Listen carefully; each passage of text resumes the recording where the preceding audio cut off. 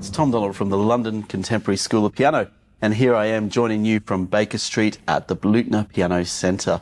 And in collaboration with Pianist Magazine, I'm really happy to present a series of videos and tutorials and seminars on all different exciting musical topics. Today we're going to talk about a great topic for popular music, but all forms of music really, any music. It's called groove, one of my favourite topics. What exactly is groove anyway? Well, I'm going to give a quick definition of groove today. Groove is a way to bring our chord progressions to life. So we have a chord progression, and we've had some videos previously on chords, which you can check out on the Pianist Magazine YouTube channel. But we now are going to talk about ways of bringing chords to life and stylizing them in different ways. And if you've ever wanted to just host a sing-song around the piano and play a bunch of chords from a lead sheet with some friends singing, or you just want to enjoy the piano a little bit more, grooves can really help you build better rhythm as well for your playing. And if you're enjoying these videos and you're finding they're helping your playing and your practice, you should head on over to our website, contemporaryschoolofpiano.com, not just to find out more about what we do, but also to get your free resources kit, which can help you with a lot of these practice concepts. We have a special free resources kit that really assists students with their practicing. And if you'd like to learn more about us, this is where we're based. We're based here at the Blutner Piano Centre, here on Baker Street, where our teachers give lessons that cover a whole wide range of musical topics. So we're going to talk a bit about groove right now. We're going to start with some grooves that are common to popular music. They're used a lot in pop songs and they don't really have a name. So I had to come up with some names for these grooves and rhythm patterns that I often see in songs. So I'm going to get a very simple rhythm pattern here, or a very simple chord progression. D major, G major, E minor, A major. And I call this the Abbey Road groove because we hear it a lot in, well, does this sound familiar to you?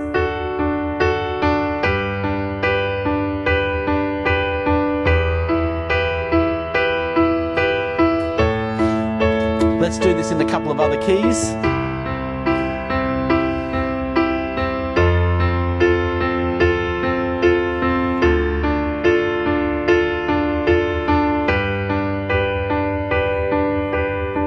And the thing about these rhythm patterns and arrangements, you could apply that to any chord progression you like.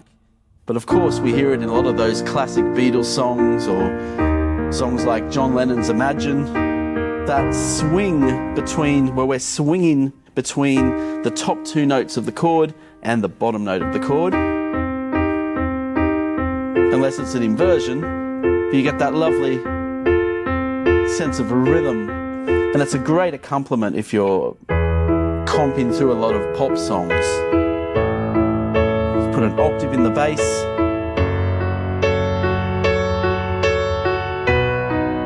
It's a nice groove to start with, to warm our fingers up. And perhaps if you wanted to improvise or add a melody in the right hand, you could transfer it to the left hand.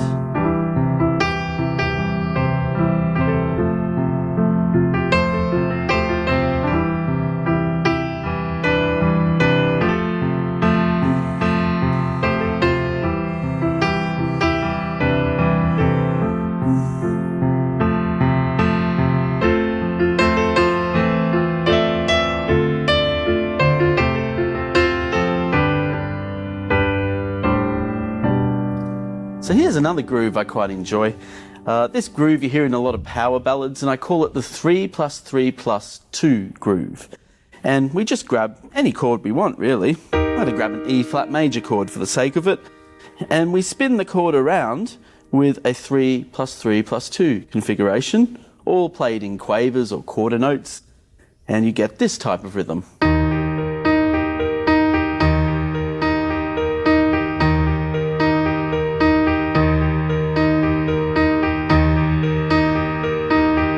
Actually can be quite heavy with the thumb there. I know that's not some things we do in other repertoire, but we can be quite heavy with the thumb on this because it gives us that sense of rhythm. So you can sort of use the thumb's heaviness to to help get that rhythm. And I'm going to bring the chord to life a bit more by turning it into an E flat suspended second chord. Just feels a little bit more up in the air, so we get this feel to it.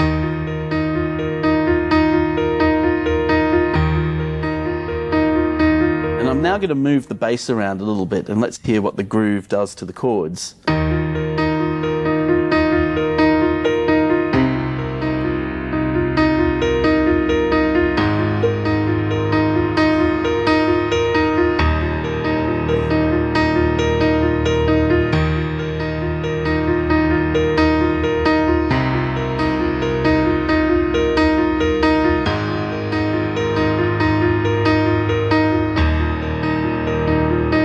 I can even turn the bass into quarter notes to get a real sense of power ballad to it. Lots of pedal, you can really go for it.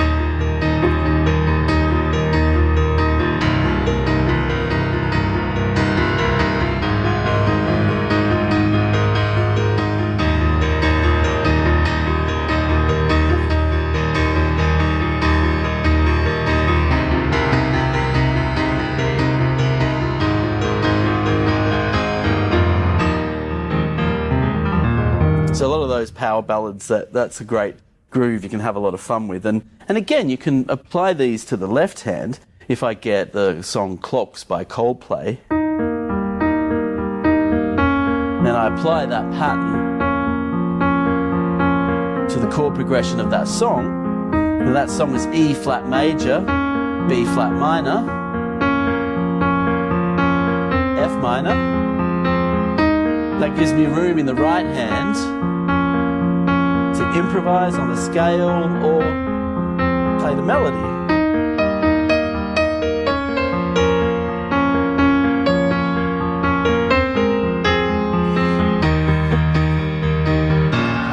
And then I can go back to just comping on it.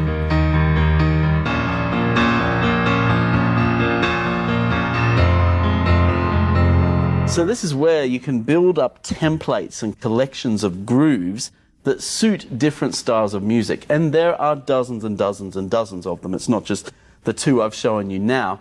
And by the way, if this is something you find interesting, at the London Contemporary School of Piano, we do have a groove mastery program, which you can purchase from our website, which has collections of different grooves that you can study to bring to your piano playing. But I'm showing you plenty here today to get you started with. So let me show you a few more.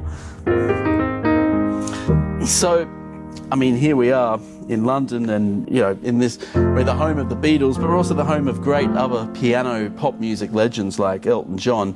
And Elton has a very specific sound on the piano, and it's very rarely actually notated. Because even the way he writes his songs, he scribbles the chords above Bernie Taupin's lyrics, and it's worked pretty well for a long time. He's still releasing great music even to this day, actually, using that methodology, but it's never written out. So when you hear a lot of that sort of Elton-y stuff, the Elton groove, it's not actually written down. So let me break down what some of that might be in a chord progression.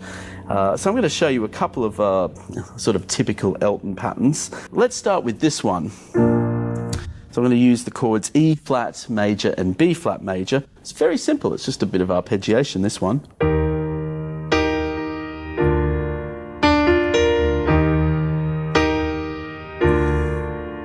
So I've got a block chord, I finish with that little broken chord.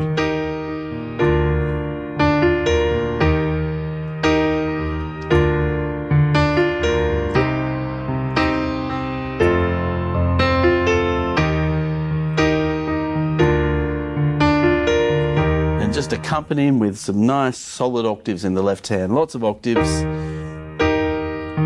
But I often can repeat just that top note of the octave, that sort of texture.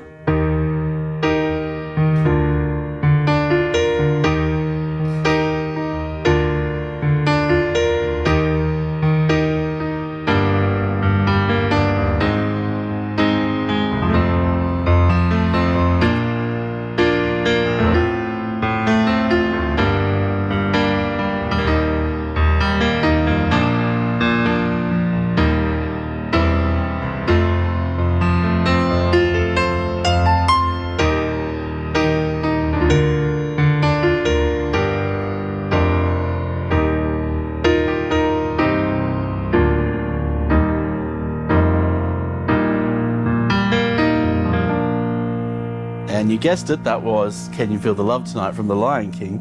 But there are other Elton grooves that are quite nice to play as well. If we get a song like Your Song, this is a nice groove. I've got the block chord, and then I arpeggiate it like this. Now apply it to the other chords.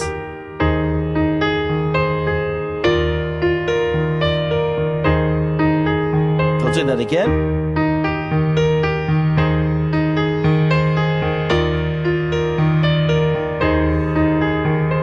And another thing Elton loves to do is add suspended seconds to his chords.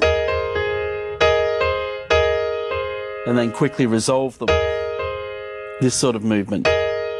I'll do it on a C so you can really see it closely. I mean, it looks simple, and it is simple, but actually the execution of it can take a little bit more time. You need a bit of finger independence there. And you also need to accent that suspended second so the resolution is just a little bit more inevitable. It's not forced. This is not just an Elton thing, it's sort of a signature to pop music, piano grooves, and so we get these sort of effects like this.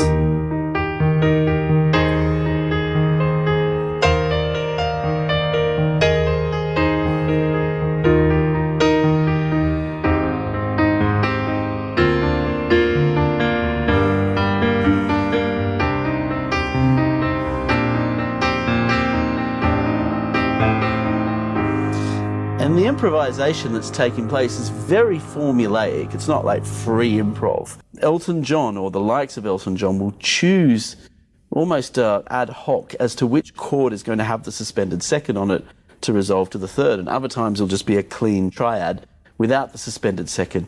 And he'll play it differently every time he plays the song. He'll decide the suspended second will go on other chords over other chords. And I've noticed the more times he plays one of his famous songs, he'll probably add more and more suspended chords to it over a period of time. Perhaps maybe he's getting a bit tired of playing the same thing over and over again. But it's still the same chord progression. And you can have a lot of fun with lead sheets adding these types of grooves. Let's try something a little bit more challenging now.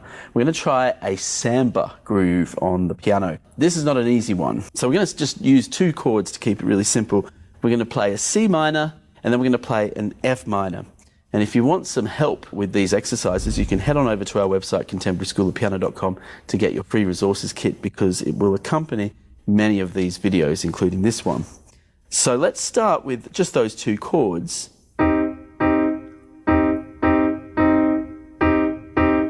Now I want you to learn this by ear, not just by notation. So to help you learn this by ear, I'm going to, in the words of one of my young students who came up with this, so I've got to give her credit for it.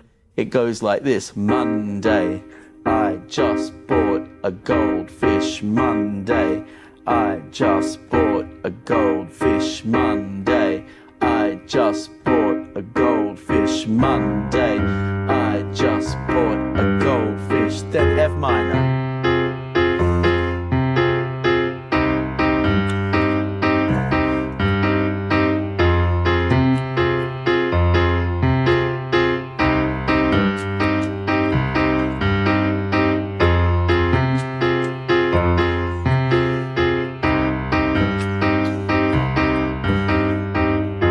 So let's use the chord pattern for blue bossa, which is this.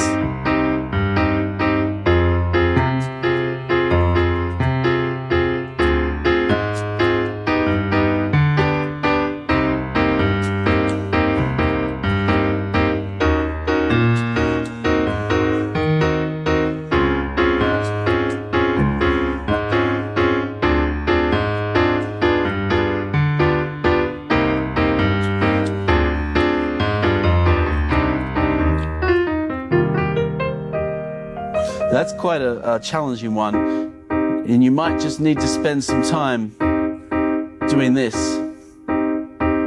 Just getting that groove into your body. It's like you're teaching your fingers how to dance.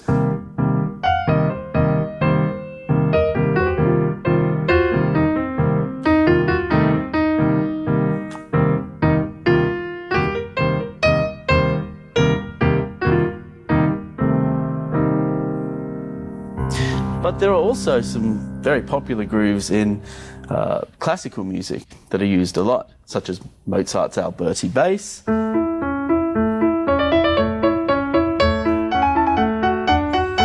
great thing about an Alberti bass groove is that you can get a song and you can play it in the style of Mozart. You can just pick any tune and then just play it as if it were a Mozart piece of music or Haydn. But a good place to start is just by choosing the chord and practicing the scale over the chord, matching the same rhythm of the left hand. That just really helps build up your coordination. And then you can double it.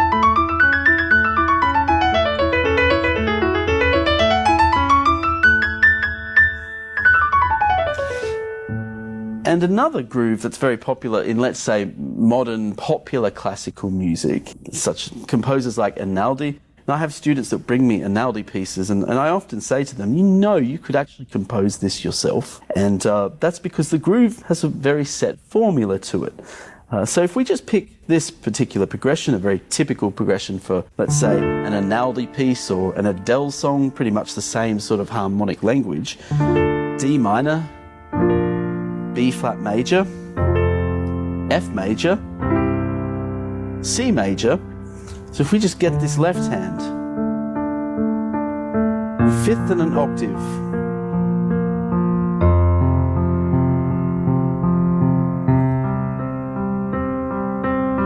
just playing it all as quavers or eighth notes in the left hand.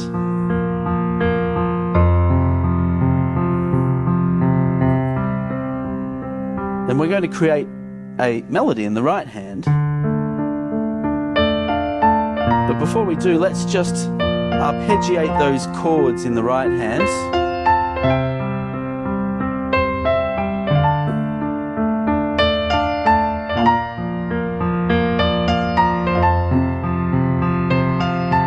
So that's a very typical sort of, you could say, Einaudi type groove.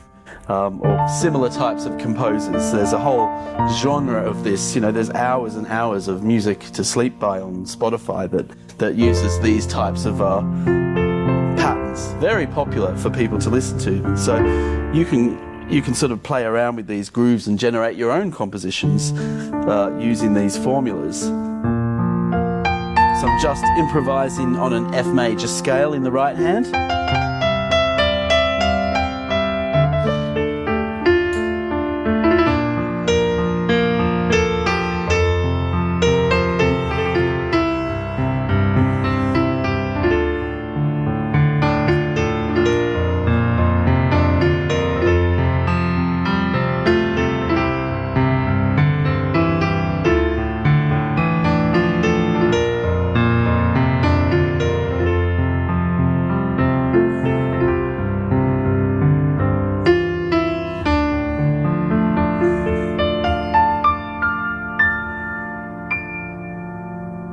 So those different grooves and patterns that are embedded into compositions and pieces of music, just separating them and plugging them into chord progressions, plugging a different rhythm pattern and putting it into a chord progression can really help our understanding of musical arrangement on the piano. And groove and rhythm, I think, is a wealth of information in that topic alone that can really help our skills with rhythm. And if you'd like to learn more about groove, you can visit our website, contemporaryschoolofpiano.com, because on our website we do have a groove mastery course, a self-study course. Or maybe you're interested in getting some lessons to help build up your contemporary piano skills, or your creative piano skills, or your classical piano skills. And we have an incredible team here at the Blutner Piano Centre. There's beautiful pianos here on Baker Street. It's something that might also be very useful to some of you. We run summer courses, intensive programs. We do lots of stuff, basically. You can head on over to our website and find out more. But in the meantime, get your groove on.